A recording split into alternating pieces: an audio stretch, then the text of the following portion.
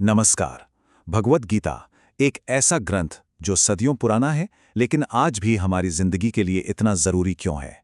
देखिए, ये सिर्फ एक धार्मिक किताब नहीं है, बल्कि इंसान के मन को समझने के लिए एक बहुत ही पावरफुल साइकोलॉजिकल टूल भी है। तो आज हम गीता के इन्हीं 3 गुणों की दिलचस्प दुनिया में उतरेंगे और देखेंगे कि ये हमारे हर काम को और हमारी आज़ादी की तलाश को कैसे शेप देते हैं। तो हमारी ये यात्रा शुरू कहाँ से होगी? हम शुरू करेंगे एक बहुत ही बुनियादी सवाल से जो हम सबके मन में कभी ना कभी उठता है। फिर हम गीता के उन 3 रहस्यमयी गुणों को समझेंगे।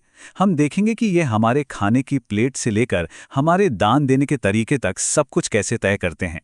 फिर हम अपने मन की गहराइयों में उतरेंगे और हाँ, आखिर में उस रास्ते को खोजेंगे जो हमें इन प्रभावों से आज़ाद कर सकता है। तो चलिए शुरू करते हैं। चलिए सबसे पहले उस जड़ तक चलते हैं जहां से ये पूरी बातचीत शुरू होती है।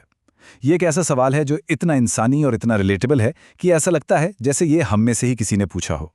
ये रहा वो सवाल जिसने इस पूरे ज्ञान का दरवाजा खोला। अर्जुन कृष्ण से पूछते हैं, अच्छा, उन लोगों का क्या जो किताबी नियमों से तो नहीं चलते पर पूरे दिल से, पूरी श्रद्धा से पूजा पाठ करते हैं? उनका विश्वास, उनकी आस्था किस कैटेगरी में आती है? ये सवाल असल में हमारी असली मोटिवेशन के बारे में है, खासकर तब जब हम किसी परंपरा से बंधे नहीं होते। और कृष्ण का जवाब बस कमाल का है। वो हमें एक चश्मा देते हैं, एक फ्रेमवर्क जिसे कहते हैं 3 गुण। इसे एक तरह का डायग्नोस्टिक टूल समझिए, जो हमें अपने आसपास की हर चीज को समझने में मदद करता है, हमारे कामों से लेकर हमारे विचारों तक। तो ये गुण हैं क्या? असल में ये प्रकृति की 3 बुनियादी शक्तियां हैं। ये वो धागे हैं जिनसे हमारी पूरी शख्सियत, हमारा व्यवहार और यहाँ तक कि हम दुनिया को कैसे देखते हैं, ये सब कुछ बुना हुआ है। आइए इन तीनों को जरा सहज भाषा में समझते हैं। सबसे पहला है सत्व। सोचिए, ये है शुद्धता, शांति और ज्ञान वाली एनर्जी। ये हमें ऊंची और अच्छी चीजों की तरफ ले जाती है। फिर आता है रजस। ये है जुनून, इच्छा और एक्शन की आग। ये हमें ताकत और दुनियावी सफलता के पीछे दौड़ाता है। और आखिर में है तमस। ये है अंधेरा, आलस और कंफ्यूजन, जो हमें भ्रम में उलझाए रखता है। अब ये सब सुनने में शायद थोड़ा थ्योरी जैसा लगे, है ना? पर असल में ये हमारी जिंदगी में हर पल, हर मिनट काम कर रहा है। चलिए इसे और प्रैक्टिकल बनाते हैं। क्या आप जानते हैं कि हम जो खाना चुनते हैं उस पर भी इन गुणों का असर होता है? तो चलिए अपनी खाने की थाली पर एक नजर डालते हैं। ये कितनी कमाल की बात है कि गीता जैसी प्राचीन किताब हमारे डाइटरी चॉइसेस का इतना गहरा एनालिसिस करती है, ताकि हम इन गुणों के काम करने का तरीका समझ सकें। देखिए, सात्विक खाना वो है जो जिंदगी, सेहत और खुशी को बढ़ावा दे। ताज़ा, रसीला और पौष्टिक, जैसे ताज़े फल और सब्जियां। राजसिक खाना बहुत ज़्यादा स्टिमुलेटिंग होता है, बहुत मसालेदार, बहुत खट्टा, बहुत नमकीनियों। ये ज़बान को तो मज़ा देता है, पर आखिर में शरीर में बेचैनी और बीमारी पैदा करता है। और तामसिक खाना, अरे ये तो वो बासी, बेस्वाद और सड़ा गला खाना है जो हमें सुस्त और आलसी बना देता है। ये आज के क्लीन ईटिंग और जंक फूड की बहस से कितना मिलता जुलता है ना? अच्छा, खाने से आगे बढ़ते हैं। दान देने जैसे सामाजिक कामों का क्या? गीता कहती है कि यहां भी ये मायने रखता है कि कोई क्यों दे रहा है, सिर्फ ये नहीं कि कोई क्या दे रहा है। देखिए, ये कैसे काम करता है। सात्विक दान वो है जो सही समय, सही जगह और सही इंसान को बिना किसी उम्मीद के बस अपना फर्ज समझकर दिया जाए। राजसिक दान तब होता है जब कोई बदले में कुछ चाहता है, चाहे वो नाम हो या कोई फायदा। और तामसिक दान, वो तो बस बेमन से गलत इंसान को गलत समय पर और बिना किसी सम्मान के दिया जाता है। काम एक ही है, दान, लेकिन उसके पीछे की एनर्जी 3 बिल्कुल अलग अलग हैं।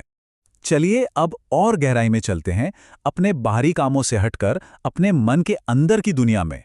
क्योंकि ये गुण सिर्फ ये तय नहीं करते कि हम क्या करते हैं, बल्कि ये भी तय करते हैं कि हम कैसे सोचते हैं और दुनिया को कैसे देखते हैं। जरा एक पल के लिए इस पर सोचिए। हम दुनिया को जैसा देखते हैं वो ऑब्जेक्टिव ट्रूथ नहीं है, वो इन 3 गुणों के रंगीन चश्मे से फिल्टर होकर हम तक पहुंचती है। यहां तक कि हमारा ज्ञान भी इससे अछूता नहीं है। सात्विक ज्ञान के साथ एक इंसान सभी जीवों में एक ही अविभाजित सच्चाई देखता है, एक एकता का भाव। राजसिक ज्ञान के साथ उसे सिर्फ फर्क दिखाई देते हैं, हर कोई एक दूसरे से अलग दिखता है। और तामसिक ज्ञान के साथ इंसान किसी एक ही चीज से चिपक जाता है, जैसे कि ये शरीर ही सब कुछ है और बड़ी तस्वीर को पूरी तरह से भूल जाता है। ये एक बहुत ही तंग और इलॉजिकल नजरिया है। और ज्ञान से भी ज्यादा गहरी बात, फैसले लेने की हमारी काबिलियत यानी हमारी बुद्धि, उस पर भी इन गुणों का असर होता है।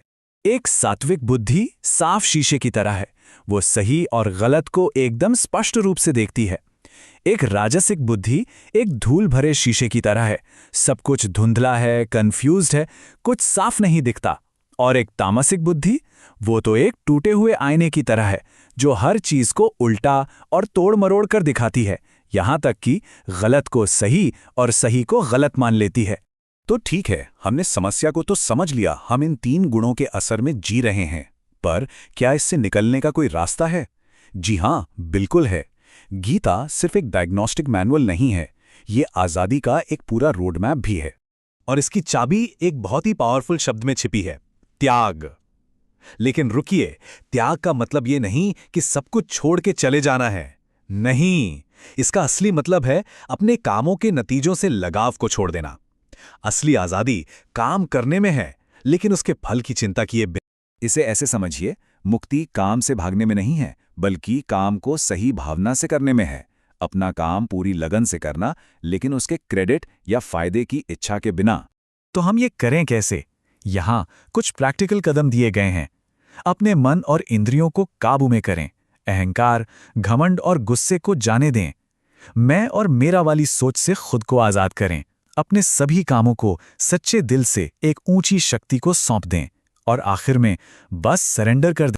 तो आज की इस पूरी बातचीत के बाद मैं एक सवाल के साथ सबको छोड़ना चाहूंगा। इस फ्रेमवर्क को समझने के बाद सत्व, रजस और तमस, एक पल के लिए रुककर सोचिए, इन तीनों में से कौन सा गुण है जो आपकी दुनिया को सबसे ज्यादा चला रहा है? आपके खाने में, आपके रिश्तों में, आपके विचारों में। ये आत्म खोज की यात्रा का एक बहुत ही पावरफुल शुरुआती बिंदु है।